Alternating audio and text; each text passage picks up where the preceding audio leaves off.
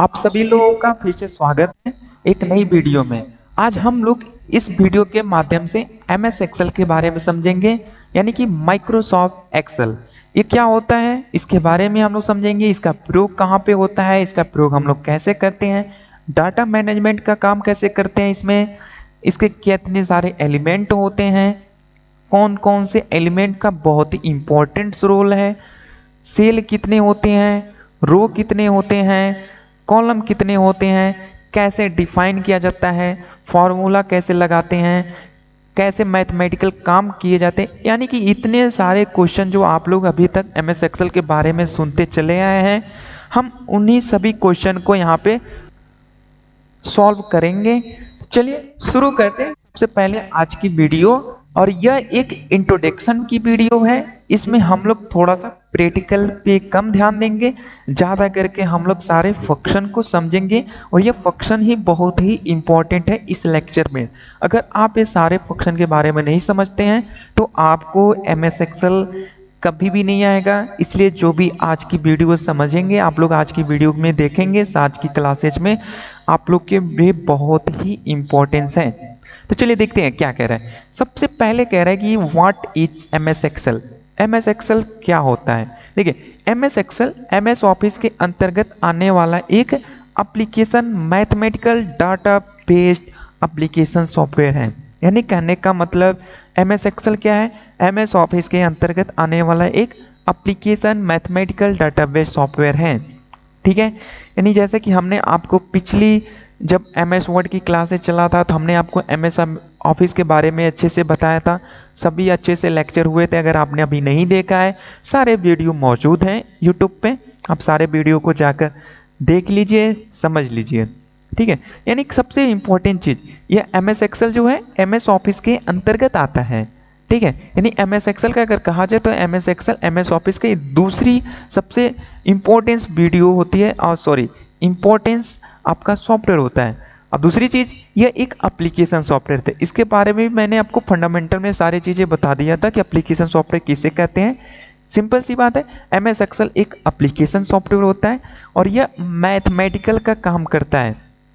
ठीक है, देखिए मैथमेटिकल यानी जो भी हम MS एक्सेल में काम करते हैं वह सारे मैथमेटिकल काम होते हैं। यानी टोटल इसमें कैलकुलेशन करने का काम करते हैं।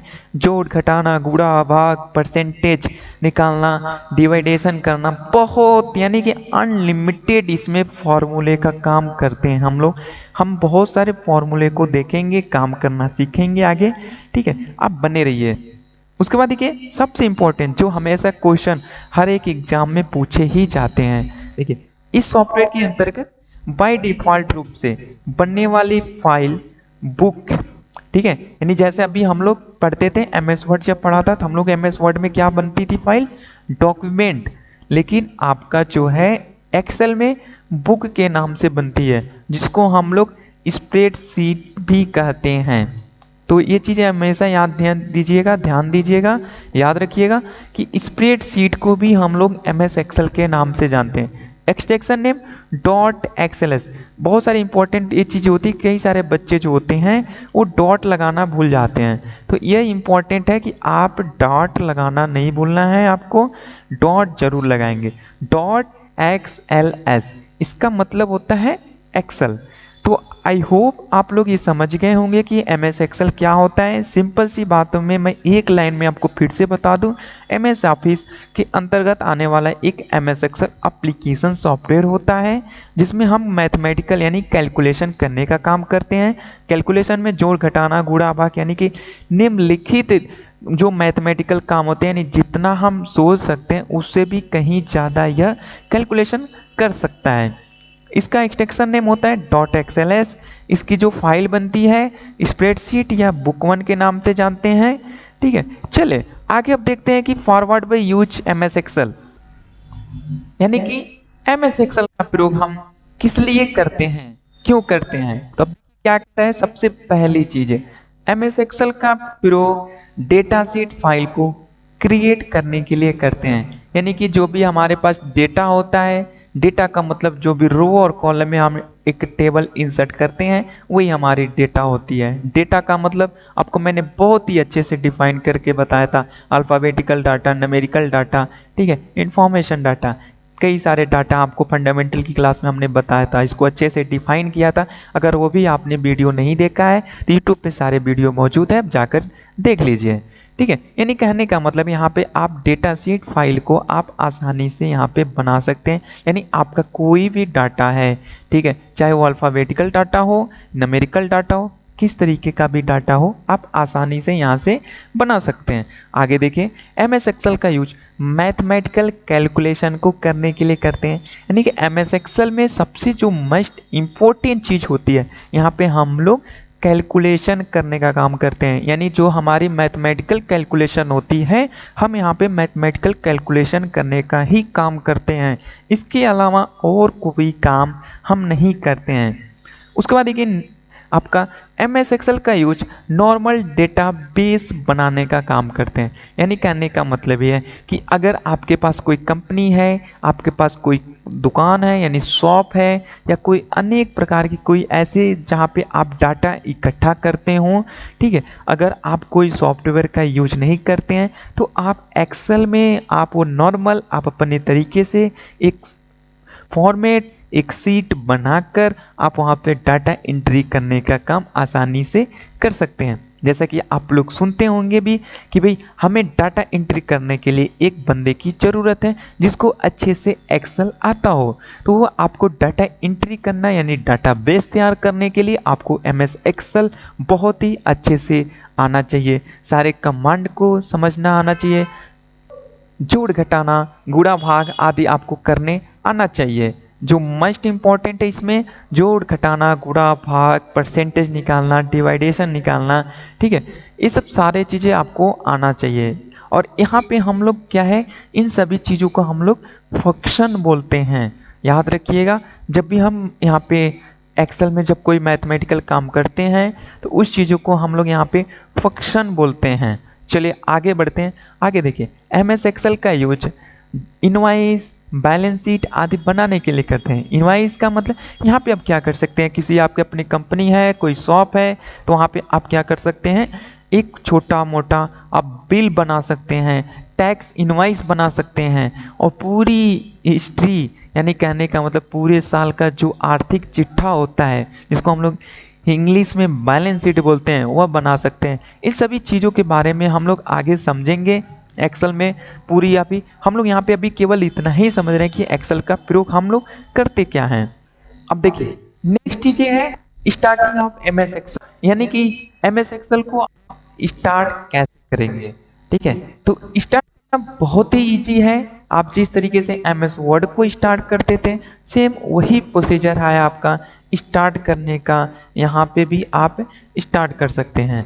चलिए सबसे पहला स्टेप देखते हैं। इस पहला स्टेप आपका कहता है कि start button, all program, point of MS office, click on MS excel 2007। अगर आपके पास 13 है, 18 है, जो भी है, ये सब सारे चीज़ें आप यहाँ से इसी तरीके से ओपन करेंगे। उसके बाद दूसरा तरीका है आपका window button plus R open करेंगे तो आपके सामने एक रन का डायलॉग बॉक्स ओपन हो जाएगा, जहाँ पे आपको टाइप करना है एमएस एक्सेल, नहीं टाइप करना है, आपको केवल टाइप करना है एक्सेल। टाइप करके इंटर कर दीजिए, ओके कर दीजिए, आपके सामने जो है ओपन हो जाएगा। तो चलिए सबसे पहले हम लोग इसको स्टार्ट करना सीखते हैं कि कैसे हम लोग स्टार्ट करेंगे, ठीक है। तो सबसे पहले हम लोग डेस्कटॉप पे चलते हैं। तो डेस्कटॉप पे चलने के बाद आपको देखिए, जैसा कि हमने सबसे पहले ही आप लोग को बता दिया था कि ये जो हमारा एरिया होता है ये डेस्कटॉप होता है। ये नीचे का जो एरिया होता है, हमारी जो पट्टी होती है, इसको जो बार होते हैं जिनको हम लोग बार भी कहते हैं। पट्टी एक आम बातों में बोला जाता है, इसको कंप्यूटर की भाषा में इसको हम लोग बार कहते हैं, ठीक है। इस बार को हम लोग कहते हैं टाइटल बार। टाइटल बार के लेफ्ट साइड में देखिए होता है स्टार्ट बटन, यहाँ पे क्लिक करेंगे स्टार्ट बटन पे, फिर ऑल प्रोग्राम पे जाएंगे। उसके बाद एमएस ऑफिस का यहाँ पे ढूंढ लेंगे कि एमएस ऑफिस का फोल्डर कहाँ पर है, ठीक है।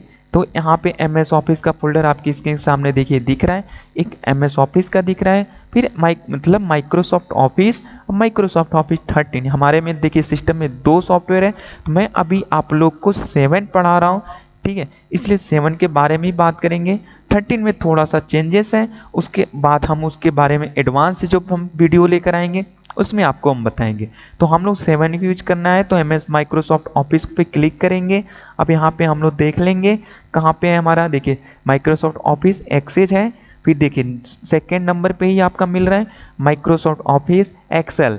इसको हम लोग सिंगल लेफ्ट टिक बटन दबाएंगे तो ये हमारे स्क्रीन के सामने ओपन हो जाएगा।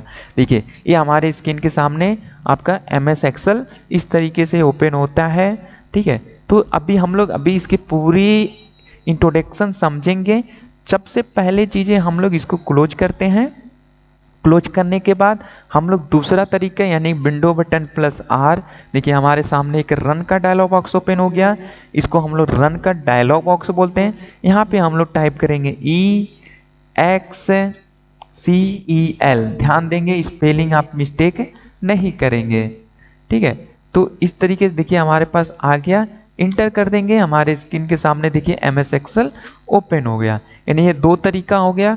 उसके बाद भी अगर आपका एक और तरीका मैं बता देता हूँ आप लोग को, स्टार्ट बटन पे क्लिक करिए, सर्च में यहाँ पे EXCEL, देखिए आपका दोनों आ गया, जितने भी आपके कंप्यूटर में इंस्टॉल होंगे ऑलरेडी वो आपके बताएगा। देखिए माइक्रोसॉफ्ट ऑफिस एक्सेल 2007, एक्सेल 2013, यानी दोनों आ गए। दोनों में से जो भी यूज करना है क्लिक कर लीजिए। मुझे चाहिए 7, तो 7 पर क्लिक करेंगे, हमारे स्क्रीन के सामने इस तरीके से MS ऑफिस का माइक्रोसॉफ्ट एक्सेल इस तरीके से हमारा दूसरा सॉफ्टवेयर ओपन हो जाएगा। तो हमने MS वर्ड की सारी चीज़ें क्लासेस ख़त्म कर रखी है, ठीक है। तो आप उस सारी चीज़ों को पहले देख लेंगे तो बहुत ईजी हो जाएगा आपको यहाँ पे एक्सेल के बारे में समझने में। तो चलिए सबसे पहले चीज़ तो हम इसमें एलिमेंट के बारे में समझते हैं। देखिए इसमें बहुत सारे एलिमेंट हैं हमारे में। देखिए सबसे पहले तो हम लोग देखिए यहाँ पे title bar, quick access tool bar, जैसे कि हम लोगों ने आप लोगों को MS वर्ड में सारे एलिमेंट के बारे में बता दिया था।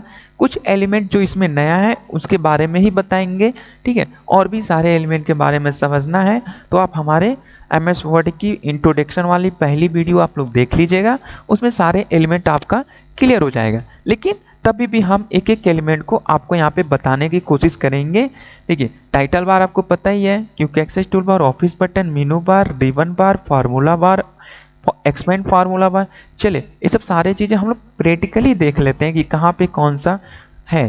देखिए तो सबसे पहले बात करते हैं ऊपर से। ऊपर वाली जो एक बार है, मैंने आपको बताया कि कंप्यूटर में सबसे पहले जो ये सब पट्टियां होती हैं, इन पट्टियों को हम लोग बार के नाम से जानते हैं। इनको हम बोलते हैं टाइटल बार। टाइटल बार होता है, टाइटल बार पे देखिए राइट साइड में ये जो हमारे होते हैं, इसको राइट साइड में हम लोग कंट्रोल प्लेट बोलते हैं। कंट्रोल प्लेट में देखिए 3 बटन होता है, इसको हम लोग बोलते हैं मिनिमाइज। ये होता है रिस्टोर डाउन, यानी रिस्टोर डाउन को छोटा कर सकते हैं, इसे हमारा जो विंडो एक्सेल का होगा छोटा हो जाएगा। और इसी को हम जब मैक्सिमाइज, यानी इसी पे हमारा आ जाता है, मैक्सिमाइज करेंगे तो हमारा यह स्क्रीन बड़ा हो जाएगा। क्लोज पे करेंगे क्लिक तो हमारा बंद हो जाएगा। देखिए बंद हो गया। फिर हम विंडो बटन प्लस R से ओपन कर लेते हैं, ठीक है। तो इस तरीके से आपको समझ में आ गया कि ये हमारा जो होता है कंट्रोल प्लेट कैसे काम करता है। इसमें मिनिमाइज में आपको पता ही है कि जो उसको हम कर देते हैं तो ये छोटा सा बटन हमारे टास्क बार पे स्थित हो जाता है। देखिए फिर ओपन करेंगे, इसको क्लिक करेंगे तो ओपन हो जाएगा। उसके बाद देखिए लेफ्ट साइड में हम बात करेंगे तो इसको बोलते हैं क्विक एक्सेस टूल बार। उसके बाद देखिए टाइटल बार पे देखिए सबसे पहले ऊपर मैंने आपको पहले बताया कि इसमें जो फाइल बनती है वो डिफ़ॉल्ट रूप से बुक 1 के नाम से बनती है, यानी जो इसमें फाइल बनेगी वो बुक के नाम से बनेगी।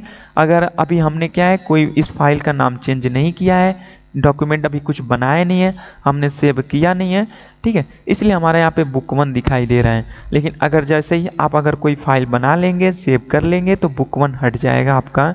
नेक्स्ट आपकी जो फाइल होगी जिस नाम से आपने सेव किया है उस नाम से आपकी फाइल बनकर रेडी हो जाएगी। उसके बाद क्विक एक्सेस टूल बार पे क्लिक करेंगे, देखिए ये एरो होता है, इसमें हम अपने कुछ जो ऑप्शनल जो बटन होते हैं अपने इजी के लिए शॉर्टकट तरीके से हम यहाँ पे सेट कर सकते हैं। तो देखिए ऑलरेडी 3 बटन सेट हैं। ये देखिए यहाँ पे सेव का है, अंडू का है, रीडू का है। और भी अगर कोई बटन लगाना चाहते हैं, चेक मार्क न्यू पे लगाना चाहते हैं, जैसे मान लीजिए न्यू पे जैसे क्लिक करेंगे चेक मार्क लग जाएगा आपका। देखिए यहाँ पे न्यू का भी आ गया चेक मार्क आपका।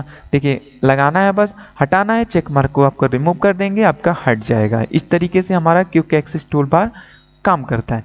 यह हमारा जो होता है टाइटल बार के जस्ट और मेनू बार के जस्ट दोनों के बीच में होता है। इसको हम लोग बोलते हैं ऑफिस बटन। इस ऑफिस बटन के अंतर्गत कई सारे कमांड होते हैं। जैसे इस पे अगर हम क्लिक करेंगे तो देखिए न्यू, ओपन, सेव एज, ये सब कमांड होते हैं। अभी इनके बारे में हम लोग समझेंगे कि इन सभी का यूज हम लोग कैसे करते हैं। ठीक है, अभी सारे ये जो new, open, save as, print, prepare, इन सभी के बारे में हम लोग अच्छे से अभी समझेंगे। ठीक है, तो अगर ये वीडियो अगर ज़्यादा लंबी नहीं होगी तो हम लोग ऑफिस के बारे में इसमें आज ही समझेंगे। अगर ये वीडियो ज़्यादा लंबी हो जाएगी तो हम लोग इसके बारे में नेक्स्ट की वीडियो में समझेंगे। चलिए उसके बाद हम लोग देखते हैं। देखिए उसके बाद जो होता है हमारा ये जो पट्टी होती है, ये हमारा जो होता है, देखिए इसको हम लोग बोलते हैं मेनू। मेनू बार जो होते हैं यानी इनको हम लोग टैब के नाम से भी जानते हैं। यानी आपने सुना होगा लोग कहते हैं कि टैब या मेनू। तो ये देखिए हमारी इस पूरी पट्टी को हम लोग मेनू के नाम से जानते हैं। और इसीलिए इसको यहाँ पे देखिए जो ऑप्शन लिखे होते हैं ये सब टैब होते हैं। जैसे ये होम का है, इंसर्ट का है, पेज लेआउट का है, फॉर्मूला, डाटा, रिव्यू, व्यू। ठीक है, ये सब सारे चीज़ें जो होते हैं इनको हम लोग टैब भी बोलते हैं और मेनू भी बोलते हैं। यानी कि जब हमें क्या होता है कि अगर हम लोग मेनू के बारे में नहीं समझते हैं तो हम इसको टैब के बारे में समझते हैं, टैब कह देते हैं। यानी कि होम टैब या होम मेनू, इंसर्ट टैब या इंसर्ट मेनू, इस तरीके से। और देखिए अब ये टैब होता क्या है मैं वो बता रहा हूँ। यानी जैसे मान लीजिए अभी हमने होम पर क्लिक किया, ये होम का एक देखिए ये पूरा टैब ओपन हो चुका है और इसको हम लोग बोलते हैं रिबन बार। ये जो होता है हमारा एरिया रिबन बार होता है। ये जितने भी हमारे मेनू होते हैं प्रत्येक मेनू के प्रत्येक अलग अलग रिबन होते हैं। जैसे इंसर्ट पे क्लिक किया तो इंसर्ट में देखिए ये सारे हमारे पास रिबन आ गए। ये रिबन बार हो गया, पेज लेआउट का अलग से आ गया, फॉर्मूला का अलग से आ गया, डाटा का देखिए, रिव्यू का, व्यू का। इस तरीके से हमारे पास देखिए कई सारे आपके टैब आ गए, इनको हम लोग रिबन के नाम से जानते हैं। ठीक है, उसके बाद देखिए यानी कि आप लोग के यहाँ से क्लियर हो गया होगा। अब यहाँ पे देखिए ये जो होता है आपका, देखिए यहाँ पे भी कंट्रोल प्लेट होते हैं। ये कंट्रोल प्लेट हमारे जो वर्कशीट को कंट्रोल करता है। देखिए जैसे मैं इसको क्लोज कर दूंगा तो हमारा वर्कशीट बंद हो जाएगा। यानी देखिए ये हमारी जो वर्किंग एरिया होती है बंद हो जाती है। कंट्रोल एन करके पेन नया पेज लेकर फिर कर सकते हैं इस तरीके से। उसके बाद देखिए ये रिबन बार के जस्ट नीचे जो है, ठीक है, ये जो आपका होता है ये पट्टी जो होती है A1 लिखा हुआ है, इसको हम लोग नेम बॉक्स के नाम से जानते हैं। ठीक है, ये नेम बॉक्स होता है। यहाँ पे क्या होता है कि यहाँ पे आपका जो भी सेल होते हैं, अभी हम लोग सेल आप लोग को नहीं समझ में आ रहा होगा, सबसे पहले हम लोग सेल के बारे में समझते हैं। देखिए ये जो छोटे छोटे छोटे ब्लॉक बने हुए हैं, जैसे मैं माउस से क्लिक कर रहा हूँ, कहीं पे भी क्लिक करता हूँ, तो ये सब जो होते हैं ये सब सेल होते हैं। यानी कि ये जो आपकी पट्टी होती है, ठीक है, ये कॉलम होते हैं, ये रो होते हैं। ये रो और कॉलम मिलकर जो होते हैं ये सब सेल बनते हैं, एक एक सेल। तो इन सभी को हम सेल के नाम जानते हैं और यहीं पे हम लोग काम करने का काम शुरू करते हैं। यानी मैथमेटिकल काम इन्हीं एक एक सेल में करते हैं। तो आगे हम लोग समझेंगे। ठीक है, तो देखिए तो नेम बॉक्स की बात करें तो नेम बॉक्स करता क्या है कि ये जो हमारा होता है जहाँ पे भी हम लोग सेल को सिलेक्ट करते हैं, यानी जहाँ पे उसे एक्टिव करते हैं, वो हमारे नेम बॉक्स में दिखाता है। यानी जैसे कि अभी देखिए हमारा माउस जो होता है, देखिए इस वाले सेल में क्लिक है तो इसका पूरा एड्रेस हमें नेम बॉक्स में दिखा रहा है। यानी दिखा रहा है K14। K14 का मतलब ये हो गया कि देखिए ये K कॉलम हो गया, ठीक है, और ये आपका देखिए रो आपका हो गया 15। ठीक है, यानी कि इस तरीके से मिलाता है, आपका इस तरीके से जाता है आपका। ठीक है, काम करता है। जैसे कि आपका देखिए, जैसे मैं आपको बताना चाहता हूँ कि देखिए रो और कॉलम बहुत ही इम्पॉर्टेंट होता है। जब तक रो और इम्पॉर्टेंट पे आप नहीं काम करेंगे आप रो और कॉलम पे काम नहीं कर सकते हैं। चलिए अब नेक्स्ट बात समझते हैं। देखिए ये जो होता है हमारा, इसको हम लोग बोलते हैं फॉर्मूला बार। फॉर्मूला बार में क्या होता है, जब भी हम कोई फॉर्मूला टाइप करते हैं किसी भी सेल में, ठीक है, तो वह फॉर्मूला हमारा यहाँ पे शो करता है। जैसे कि मैं आपको एक एग्जांपल के लिए एक फॉर्मूला टाइप करता हूँ।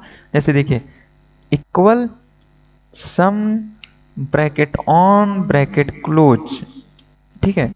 तो ये देखिए ये फार्मूला हमारा होता है, ये बता रहा है कि अभी आपने फार्मूला पूरा करेक्ट नहीं किया है।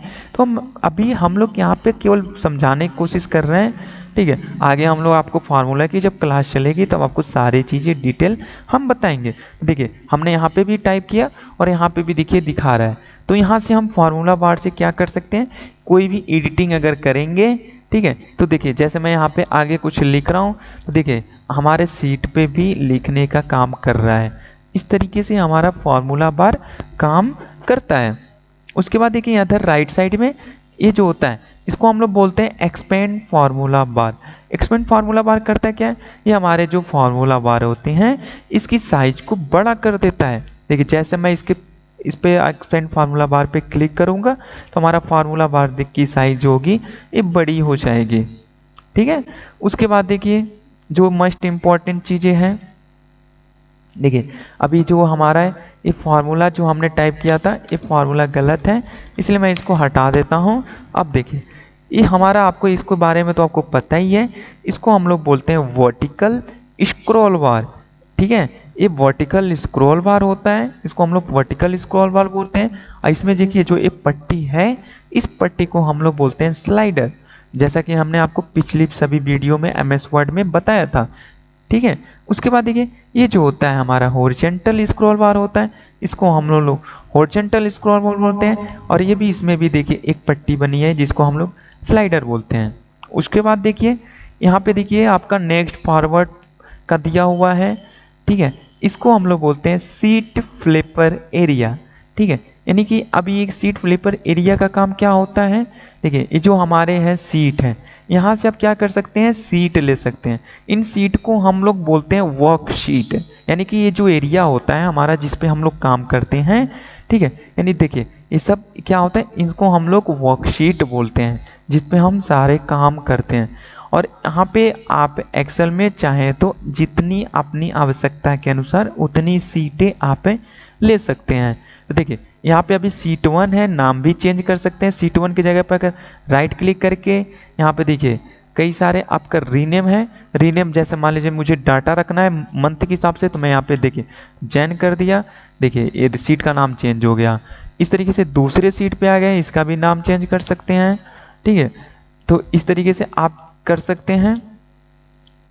तो हमने यहाँ पे कर दिया 5, इस तरीके से आप कर सकते हैं। अब यहाँ पे देखिए इंसर्ट कर सकते हैं, इसकी शॉर्टकट की जो होती है शिफ्ट प्लस F11। तो जैसे शिफ्ट प्लस F11 प्रेस करेंगे, देखिए ये चौथी आ गई। यहाँ पे करते बगल में देखिए जो एरो बना हुआ है, क्लिक करेंगे तो आप अपनी आवश्यकता के अनुसार जितनी सीटें बनाने चाहें उतनी बना सकते हैं, ठीक है। ये चीज़ें होती है आपकी वर्कशीट। तो आपको आइडिया लग गया होगा कि ये वर्कशीट होती है। नीचे देखिए उसके बाद ये जो होती है इसको हम लोग बोलते हैं स्टेटस बार। उसके बाद इसको हम लोग बोलते हैं व्यू एरिया, यानी व्यू एरिया में हम पेज का लेआउट सेट कर सकते हैं। तो हमारा पेज जो होती है हमेशा नॉर्मल में ही होता है, जैसे हमने आपको पिछली वीडियो में भी बताया था इस चीज़ को। उसके बाद देखिए इसको हम लोग बोलते हैं जूम लेवल, यानी कि ये जो होता है हमारा जूम लेवल होता है। यहाँ से हम लोग क्या कर सकते हैं, जूम इन जूम आउट कर सकते हैं। यहाँ पे सबसे इंपॉर्टेंट चीज़ ये देख लीजिए कि मिनिमम जूमिंग 10%, मैक्सिमम जूमिंग कितनी होती है 400%। यानी कि अगर आपसे कहीं एग्जाम में पूछा जाए तो आपका जो होता है MS Excel 2007 में मिनिमम जूमिंग 10%, मैक्सिमम जूमिंग जो होती है 400%। अगर MS वर्ड की बात करें तो मिनिमम जूमिंग 10%, मैक्सिमम जूमिंग जो होती है 500% होते हैं, ठीक है। तो ये सब सारी चीज़ें बहुत ही इंपॉर्टेंट होती हैं जो एग्जाम में आपसे पूछे जाते हैं, ठीक है। तो ये आप याद रखिए सारी चीज़ें। उसके बाद देखिए ये जो होता है 1 2 3 4 के रूप में होते हैं, इनको हम लोग बोलते हैं कॉलम। देखिए ये सब जो होते हैं 1 2 3 4 के रूप में, ठीक है, मैंने आपको अभी कॉलम बता दिया, तो कॉलम नहीं वैसे, ठीक है, इसको हम लोग रो के नाम से जानते हैं। और सबसे इंपॉर्टेंट चीज होती है कि इसमें अगर आपसे एग्जाम में पूछता है कि भाई कितने रो होते हैं, ठीक है, तो अभी मैं वो भी बता रहा हूँ। तो देखिए 1 2 3 के नाम से जितने हैं इनको हम लोग रो बोलते हैं, और यह ABCD के रूप में जो होते हैं इनको हम लोग कॉलम बोलते हैं। तो सबसे इंपॉर्टेंट चीज होती है कि देखिए यहाँ पे आपका कितने रो होते हैं, कितने कॉलम होते हैं। तो ये आपका देखिए, जब आप एरो को ऐसे नीचे क्रॉस करते हुए जाएंगे तो आपका देखिए, लेकिन इस हिसाब से आपका बहुत ज़्यादा टाइम लगेगा, आप पता नहीं कर पाएंगे। तो इसमें जो टोटल जो रो होते हैं 10,48,576 होते हैं। अब इसको देखना है तो कैसे देखेंगे, कंट्रोल का बटन दबा लीजिए और एरो में सबसे नीचे वाले एरो को दबाएंगे, और कहाँ पे सबसे पहले ऊपर ये जो पहला जो सेल है यहाँ पे एक बार पहले इसको एक्टिव कर देंगे। ठीक है, इसको एक्टिव करने के बाद यहाँ पे कंट्रोल का बटन और एरो का जो सबसे नीचे वाला एरो होता है उसको जैसे ही दबाएंगे, हमारा जो कॉलम होता है, सॉरी, ये जो हमारा जो सेल होता है वो सबसे नीचे चला जाता है। देखिए जैसे देखिए नीचे मैंने कर दिया, नीचे आ गया, तो देखिए नीचे आपका बता रहा है कि 10,48,576 ये कितने होते हैं, रो होते हैं। इसको फिर हमें पहले वाले सेल पे जाना है, तो फिर कंट्रोल दबाना है, और एरो में जो होते हैं लेफ्ट राइट अप डाउन वाले में अप ऊपर वाला दबाना है। ऊपर वाला जैसे दबाएंगे सबसे ऊपर आ जाएंगे। इस तरीके से आप अपने पूरे रो को पता कर सकते हैं कि रो कितने होते हैं। ठीक है, इसी तरीके से हमें कॉलम पता करना है। तो कॉलम जो होते हैं 16,384 कॉलम होते हैं, तो इसको पता करना है। तो इसमें देखिए काउंटिंग तो नहीं होती है, लेकिन आप देखिए तो इस कंट्रोल का बटन दबाना है और राइट एरो को दबाते ही आपका देखिए सबसे लास्ट में चले जाएंगे। और एक चीज ध्यान दीजिएगा कि 16,384 जो कॉलम होता है उसे हम लोग XFD के नाम से जानते हैं। देखिए लिखा हुआ है ना XFD। फिर हमें पूरे पहले नंबर पे कॉलम पे यानी पे सेल पे जाना है, तो कंट्रोल के साथ आपका लेफ्ट एरो दबाएंगे तो यहाँ पे हम लोग आ जाएंगे। इस तरीके से थ्योरिकल में भी देखिए क्या कह रहा है, देखिए कॉलम हमारा ABCD के रूप में होता है और यह 16,384 होते हैं, और इसमें 16,384वां जो कॉलम होता है XFD के नाम से जाना जाता है। उसके बाद रो की बात करें तो रो देखिए 1 2 3 4 के रूप में होता है। ठीक है, और जो आपका सबसे लास्ट वाला जो होता है 10,48,576 रो होते हैं। उसके बाद आपका पता ही चल गया, ये जो एक एक बॉक्स बने हुए हैं ये सब आपके क्या होते हैं, सेल होते हैं। और जहाँ पे हमारा माउस क्लिक होता है, ठीक है, उसको हम लोग बोलते हैं एक्टिव सेल। और माउस का एक चीज ध्यान दीजिएगा कि जो कर्सर होता है ये वर्किंग एरिया होता है। इस वर्किंग एरिया को हम लोग वर्कशीट के नाम से जानते हैं। और जैसे ही हम वर्कशीट में आते हैं हमारा माउस जो होता है ये अपना रूप अलग कर लेता है, चेंज कर लेता है, एक प्लस के रूप में बन जाता है। तो आप लोग देख रहे होंगे ये हमारा जो माउस का कर्सर है ये प्लस के रूप में दिखा रहा है। इसको हम लोग बोलते हैं हालो प्लस, याद रखिएगा इसको हम लोग बोलते हैं हालो प्लस।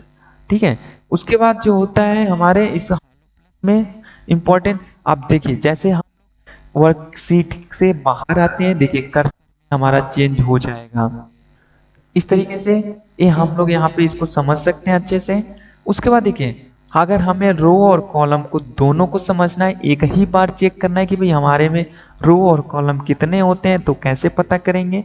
तो देखिए तो ये जो कॉलम है और ये जो रो है इसके दोनों के बीच में देखिए एक छोटा सा बॉक्स बना हुआ है जहाँ पे हमारा हालो प्लस दिखा रहा है।